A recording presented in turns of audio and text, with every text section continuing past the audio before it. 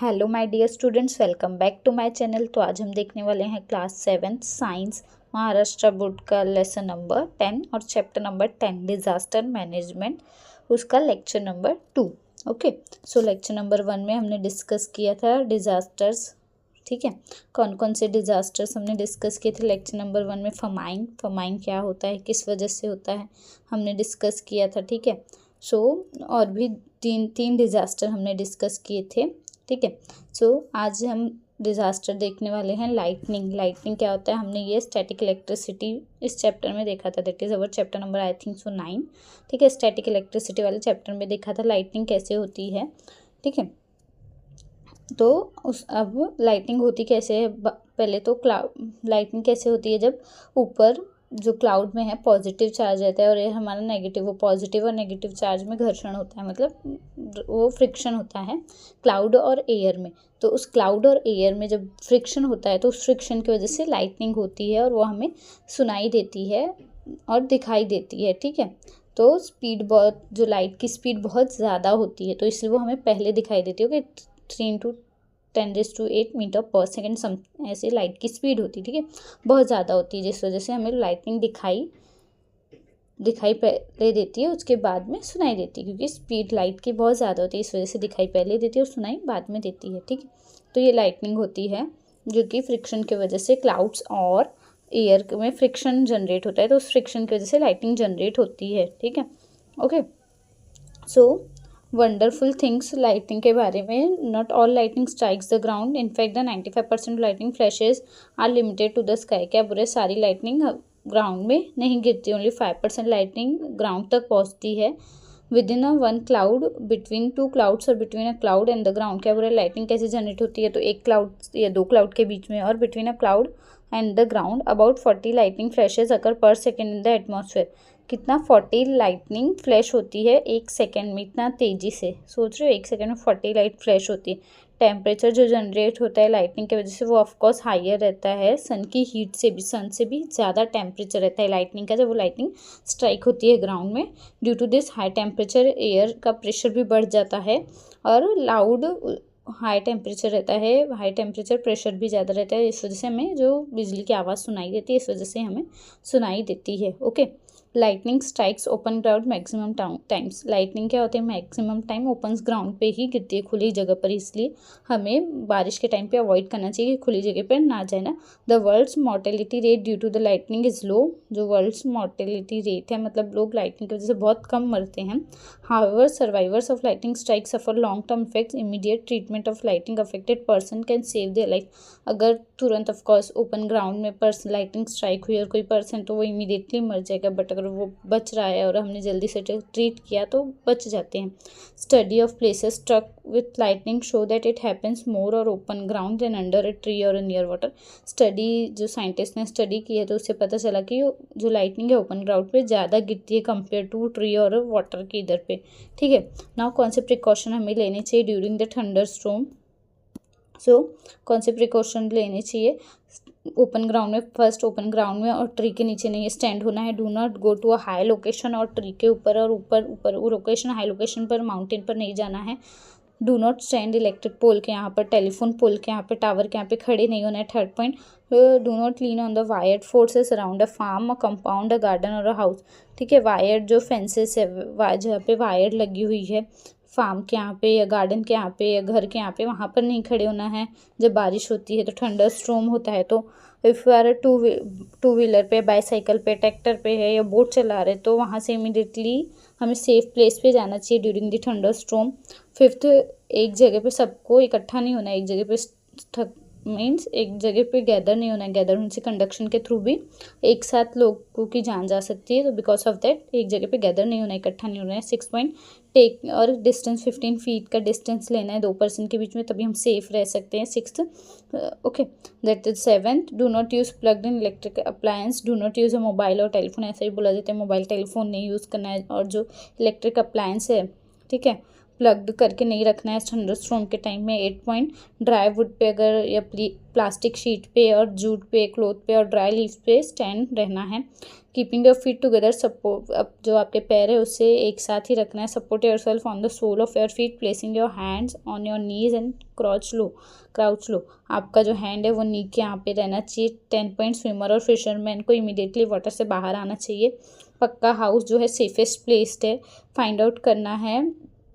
ऐसा घर जहाँ पे अगर लाइटिंग कंडक्टर है तो that is the safest building है। It is necessary get a lighting conductor fitted on your house, और ये बहुत ज़रूरी है कि लाइटिंग कंडक्टर लगवा लेना चाहिए, बिकॉज हम उससे सेफ रह सकेंगे लाइटिंग स्ट्राइक होगा तो। ओके, नाउ हमारा नेक्स्ट डिजास्टर है वोल्केनो। वोल्केनो क्या होता है आपको पता है ना, जिसे हम कहते हैं हिंदी में ज्वालामुखी ना, हिंदी में हम ज्वालामुखी कहते हैं वोल्केनो। वोल्केनो एक नेचुरल इवेंट है और फेनोमेना है। इंटीरियर जो हमारे अर्थ का इंटीरियर है बहुत हॉट है, हमें पता है। पहले एक हॉट बॉल था हमारा अर्थ, तो मूवमेंट ऑफ हॉट सब्सटेंस मतलब हॉट सब्सटेंस कंटिन्यूली मूव होता रहता है इंटीरियर में, अर्थ के इंटीरियर में। एज अ रिजल्ट कभी कभार सॉलिड, लिक्विड और गैस सब्सटेंस अर्थ के क्रस्ट से, अर्थ के नीचे से बाहर आते हैं।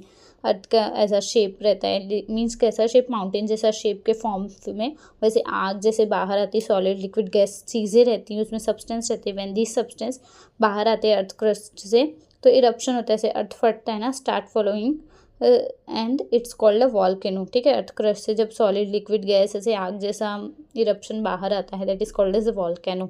ठीक है, क्या इफेक्ट होता है वॉल्केनो का? केमिकल सब्सटेंस जैसे कि lava, vapour, hot, mud, sulphur etcetera collect होता है सरफेस में, अर्थ के सरफेस में। अंदर mountain and hills are created, और उस वजह से माउंटेन्स और हिल्स क्रिएट हुए थे। जो केमिकल सब्सटेंस है, लावा, ये सब की वजह से लावा हुआ था, vapour, hot substance, mud, sulphur collect हुआ था। Because of that mountains and hills create हुए थे। एटमॉस्फेयर पॉल्यूटेड होता है ऐश की वजह से, गैसेस इजेक्ट होती है बाय द वॉल्केनो, गैसेस, गंदी गैसेस निकलती हैं, हार्मफुल गैसेस निकलती है। Third, it rain as a result of volcano eruption, often it rains भी क्या है, volcano eruption as a result है वॉल्केनो इरप्शन का। टेम्परेचर राइज होता है, हॉट गैसेस की वजह से टेम्परेचर इंक्रीज होता है। फॉरेस्ट और सेटलमेंट बरीड हो जाते हैं हॉट मड के अंदर, फॉरेस्ट सब जल जाएंगे ना, फॉरेस्ट है और जो सेटल जहाँ लोग रहते हैं। Volcano erupt in the sea as they do not on the land, the same substance that come out during eruption of volcano on the land are ejected during the eruption of volcano in the sea. क्या बुरे volcano eruption सी में भी होता है, same substance निकलते हैं जब सी में ऐसा वॉल्केनो आता है जो लैंड से निकलते हैं। सम आइलैंड्स, सी में ही वॉल्केनो इरप्शन की वजह से आइलैंड फॉर्म हुआ, आइलैंड क्रिएट हुआ है। ठीक है, और it is not possible to prevent the eruption of volcano to stop if after it erupts और टू कंट्रोल इट। और ये पॉसिबल नहीं कि हम रोक सकें ना इरप्शन वॉल्केनो को, क्योंकि वो नेचुरली होता है तो हम उसे रोक नहीं सकते। However bye means of science and technology ये पॉसिबल हुआ है कि प्रिडिक्ट करना कि कब वॉल्केनो आएगा। ठीक है, साइंस एंड टेक्नोलॉजी की हेल्प से हम प्रिडिक्ट कर सकते हैं, उसकी मदद से कि वॉल्केनो कब आएगा वो हमें पता चल सकता है। नाउ नेक्स्ट डिजास्टर है हमारा सुनामी, TSUNAMI, सुनामी। ठीक है, सुनामी क्या होता है?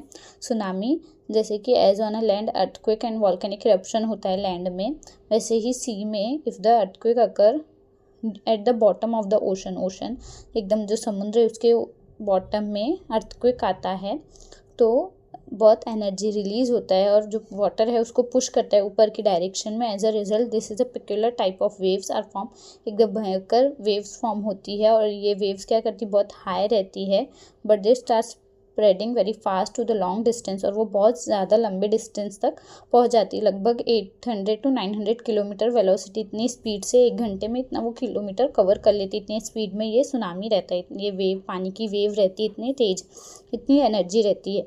और जब वो रीच करती है कोस्टल एरिया में उसकी वेलोसिटी रिड्यूस हो जाती है, but height is found to have increase tremendously, और उसकी हाइट बहुत तेज़ रहती है। ठीक है, by 30 meters, maximum size 30 meter रहती है सुनामी की जो वेव्स की हाइट रहती है। ठीक है, wave generate by the earthquake और volcano occurring on the floor is called as a tsunami.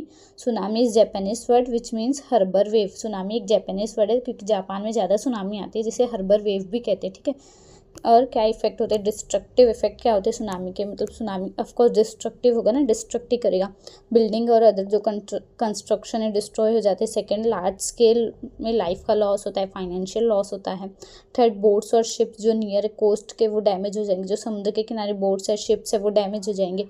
Fourth point, tree uprooted हो जाएगा, ट्री की जड़ें जो है ना मतलब ख़राब हो जाएंगी, नाजुक हो जाएंगी, तो ट्री गिर जाएगा। लैंडस्लाइड होता है on the large scale. Fifth is changes takes place in the original land near the coast giving rise to swamps, changes होते हैं जो ओरिजिनल लैंड है ठीक है कोस्टल के यहाँ पे। ट्रैफिक ऑब्स्ट्रक्शन अराइज, ट्रैफिक आता ट्रैफिक हो जाता है because of the tsunami. 7th point, business industry related to the sea are adversely affected, normal day to day life is disturbed, business affect होता है, लार्ज स्केल डैमेज होता है हर्बर्स में। Okay, सो precautions measures, हमें क्या प्रिकॉशंस लेने चाहिए when a tsunami wave is form due to an earthquake on the sea floor, it is necessary that immediate estimate is made of its progress and warning of the danger is issued. क्या precaution लेना चाहिए कि जो danger की warning है वो हमें दे देनी चाहिए, हमें न्यूज़ देखते रहना चाहिए ताकि हमें पता चले, और कोस्टल एरिया से तो दूर ही रहना चाहिए उस टाइम पे, ठीक है। नाउ स्ट्रोम दैट इज़ हमारा लास्ट टॉपिक। स्ट्रोम्स क्या है, जब हवा की स्पीड बहुत तेज़ी से रहती है, ठीक है। स्ट्रोम्स, हवा जब बहुत तेज़ी से रहता है, we already learn about the formation of storms and their effect, ठीक है। वो स्ट्रोम्स किस वजह से होता है, जब हवा जो बहुत तेज़ी से चलता है, ठीक है, वो स्ट्रोम होता है। ये बहुत छोटा सी टॉपिक है, इसमें ज़्यादा कुछ है नहीं, तो ये स्ट्रोम्स होता है।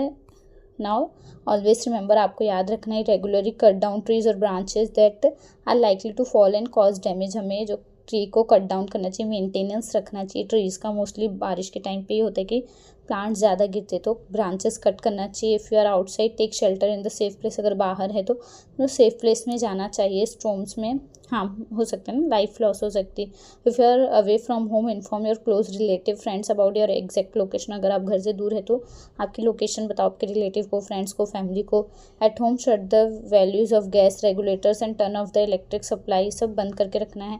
Telephone calls to warn your relatives and friends about the probable danger, tell them to go to safer place, अगर कोई डेंजर में तो उन्हें सेफर प्लेस जाने के लिए सजेस्ट करना है या लेकर जाना है। टेम्प्रेरी शेल्टर देना है जिसे नीड है, ओके, अपने होम में। एंड 13 अक्टूबर को international day for disaster reduction ये सेलिब्रेट करते हैं। तो यहाँ पर हमारा चैप्टर का एक्सप्लेनेशन खत्म होता है। अगर आपको वीडियो अच्छी लगी, वीडियो यूज़फुल लगी है तो प्लीज़ बच्चों वीडियो को लाइक, चैनल को सब्सक्राइब और अपने दोस्तों के साथ ज़रूर शेयर करो। तो मिलते हैं नेक्स्ट वीडियो में, तब तक के लिए बाय बाय, टेक केयर बच्चों।